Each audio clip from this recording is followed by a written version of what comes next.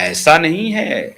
उनको लगा कि आगे तो हमको मॉनसून सेशन की तैयारी करनी है, मॉनसून सेशन में हमें महिला आरक्षण विधेयक लाना है, परिसीमन बिल लाना है, इस दोनों को पास कराना है और उसके बाद 29 की तैयारी करनी है। अगर इन्होंने ऐसा कुछ किया, ये मर्जर का नाटक किया और ये नैरेटिव चली कि बीजेपी बनाम कांग्रेस, बीजेपी बनाम रेस्ट ऑफ द कंट्री, ये बनाम माहौल बना दिया जाता, खाली कांग्रेस नहीं होता, बीजेपी बनाम देश, नैरेटिव चलाने की ये थी तैयारी। बीजेपी बनाम देश मतलब देश की जितनी पार्टियां हैं वो कांग्रेस की हमसफर हो गई हैं, वो कांग्रेस में शामिल हो चुकी हैं और कांग्रेस प्री इंडिपेंडेंस के दौर में पहुंच गई है और अब कांग्रेस देश का प्रतिनिधित्व कर रही है और करने के लिए आगे बढ़ रही है और उनका मुकाबला वो देश विरोधी शक्ति आरएसएस से है। ये नैरेटिव उनका चलाने का ये पूरी तैयारी हुई थी कि ये नैरेटिव बनाई जाए कि पुरानी कांग्रेस आ गई। अब पुरानी कांग्रेस में इंदिरा जी भी नहीं है और नेहरू जी भी नहीं है, राजेंद्र बाबू भी नहीं है, पटेल जी भी नहीं है, बड़े बड़े स्टॉलवार्ट नहीं है। अब नई कांग्रेस में कौन है? तो श्रीमान राहुल गांधी और श्रीमती सोनिया गांधी। उनको अब पटेल और उनको अब नेहरू बनाने की कवायद शुरू हो रही थी। कोई बात नहीं है, कभी भी बना सकते हैं। अब ये संदेश देने की कोशिश मित्रों ये हो रही थी अंदर से कि अगर कांग्रेस में विलय होता है तो सबसे बड़ा संदेश जाएगा कॉरपोरेट घरानों को कि देखो भाई, पूरा अपोजिशन अब कांग्रेस में विलय कर गया है और उन्होंने अपने ईगो को त्याग दिया है और अब एकजुट होकर के अपोजिशन कांग्रेस के छत के नीचे एक संपूर्ण डेमोक्रेटिक तरीके से आगे बढ़ रही है।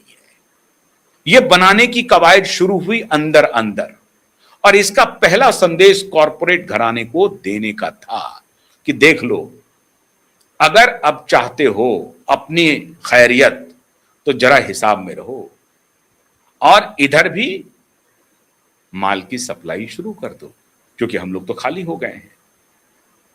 तो ये पूरी कवायद अंदर खाने चल रही थी और ये बहुत तेजी से ये घटनाक्रम बदल रहा था, बड़ी तेजी से। बैठकों का दौर चल रहा था अलग अलग जगहों पे, मुंबई में चल रहा था, दिल्ली में चल रहा था, कोलकाता में छिटपुट हो रहे थे, लेकिन दिल्ली और मुंबई में यह कवायद बड़ी तेजी से चल रहा था कि कांग्रेस में मर्जर करने के बाद एक बड़ा नैरेटिव देश के सामने रखा जाए कि कांग्रेस बनाम बीजेपी और सारी पार्टियां जो हैं, कम से कम उत्तर और पश्चिम की पट्टी के, दक्षिण भी छोड़ भी दें तो सारी पार्टियां कांग्रेस में आ गई हैं और अब लड़ाई कांग्रेस का नहीं है, कांग्रेस एक पार्टी नहीं है, कांग्रेस एक आंदोलन बन चुका है, अपोजिशन का ज्वाइंट मूवमेंट बन चुका है। किसके खिलाफ? तो भारतीय जनता पार्टी के खिलाफ। भारतीय जनता पार्टी भी नहीं, मोदी के खिलाफ। उनका नैरेटिव यह था कि हमको बीजेपी के खिलाफ नहीं है, हम मोदी के खिलाफ हैं कि ये मोदी जो है वो फासिस्ट रूल भारत में ले आए हैं, ये फासिस्ट राज इन्होंने कायम कर दिया है। तो ये नैरेटिव उनके खिलाफ बनाने की तैयारी हो रही थी। कान, नाक, दिमाग, सब, आंख, सब चौकन्ने थे, सूंघ भी रहे थे, देख भी रहे थे, सुन भी रहे थे, एनालाइज भी कर रहे थे। ऑपरेशन कर्टन के लिए काला पर्दा गिरता है। पूरा नाटक है सर, पूरा, आप गलतफहमी मत पालिए, पूरा नाटक हुआ। पर्दा गिरा, पर्दे के अंदर बैठक शुरू हुई कि ये क्या खेल है भाई, ये कौन कर रहा है। तो नजर रखनी पड़ेगी हमें। खुफिया एजेंसियों से इकट्ठे किए गए सूचना, बोला कि हाँ इस तरह की चर्चा चल रही है, होगी नहीं लेकिन चर्चा चल रही है, चर्चा हो रही है। अच्छा, तो ये जा सकते हैं, ये एक हो सकते हैं और हमें चुनौती दे सकते हैं 29 में, मतलब मॉनसून सेशन के पहले इनका कुछ खेल है और इसका श्री गणेश ममता बनर्जी करेंगी क्योंकि ममता बनर्जी की अब कोई हैसियत नहीं रह गई है, ये श्री गणेश करेंगी। अच्छा, कान खड़े हो गए। फिर शुरू हुआ ऑपरेशन ब्लैक कर्टेन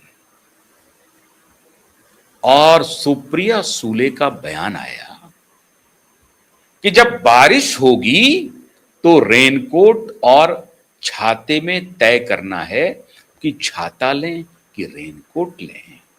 बस चला गया, मास्टर संदेश चला गया। ये क्या गलती कर रहे हैं आप, डूबते हुए नाव में सवार हो रहे हैं, माया मिली ना राम। जिनको छोड़ करके आए थे और छोड़कर आए थे, हमारे साथ मिलकर के सरकार बनाए थे। इस पर भी बड़ा ही ऐतिहासिक भाषण है वाजपेयी जी का।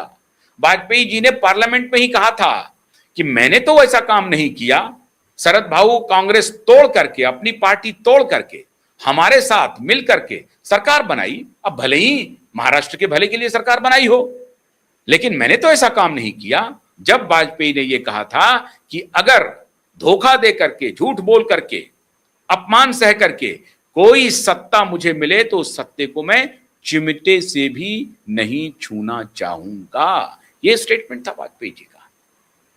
तो उनको याद दिलाई गई कि जब आप टूटे थे तो हमारे ही साथ मिलकर के सरकार बनाए थे, हमने ही आपको समर्थन दिया था, आप फिर वहीं जा रहे हैं, कहीं के नहीं रहेंगे। इतनी मेहनत से 25-30 वर्षों में आपने अपनी पार्टी को खड़ा किया है, आप फिर से उसको खत्म करने जा रहे हैं। कोई बात नहीं, अरे आप मदद मांगिए भाई, हम करेंगे मदद। चर्चा हो गई। दूसरी तरफ इधर संदेश चले गया, क्या दीदी कैसी बात करते हैं, आप टूट करके आई थी, हमारे अलायंस में थे, आप एनडीए अलायंस में थे, आप मंत्री थे वाजपेयी सरकार में, रेल मंत्री जैसा पद मिला था आपको वाजपेयी सरकार में, और आप कह रही हैं कि हम कांग्रेस में मर्ज हो जाएंगे। अरे आप लड़ाका हैं, आप लड़ने वाली हैं।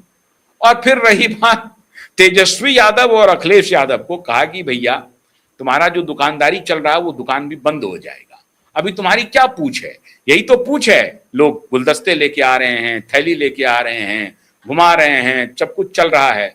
अब वन ऑफ द लीडर बन के रहना चाहते हो कांग्रेस का। अभी तो आप समझो कि गोयाना का या फीकी का आप राष्ट्रपति तो हो, राजा तो हो, आप मंत्री बन करके रहना चाहते हो उसमें। छोटा ही सही, छोटा कुनबा, लेकिन अपने पार्टी के राजा हो। तो राजा कहीं जाकर के रंक बनेगा क्या, कैसी बात करते हैं। संदेश साफ हो गया, सब तरफ चला गया। और फिर जो बुलबुला उठा था पानी का कि नहीं मर्जर हो जाएगा कांग्रेस के साथ और बृहत्तर कांग्रेस पार्टी अब चुनौती देने के लिए भारतीय जनता पार्टी को सामने से खड़ी होने वाली है, वो बुलबुला शांत हो गया। चर्चा बड़ी तेजी से चल रही थी, अभी भी पूरी तरह से खत्म नहीं हुआ है। जो कुछ बुलबुले उठ रहे थे, एक दो बुलबुला अभी शांत हुआ है, अभी भी चर्चा चल रही है। ये जो इन्फ्लुएंसर लॉबी है, ये लगे हुए हैं कि अपने ईगो को त्याग दीजिए, देश को बचाइए। अरे देश मत बचाइए, अपना अस्तित्व बचाइए। अपना अस्तित्व बचाने के लिए मर्ज कर जाओ कांग्रेस के साथ, कैसे भी करके बचाओ, लड़ो। उसमें वो अपना भविष्य देखने लगे। अब ये उनको कन्विंस करने में लगे हुए हैं कि सब मिलकर के कांग्रेस में आ जाओ।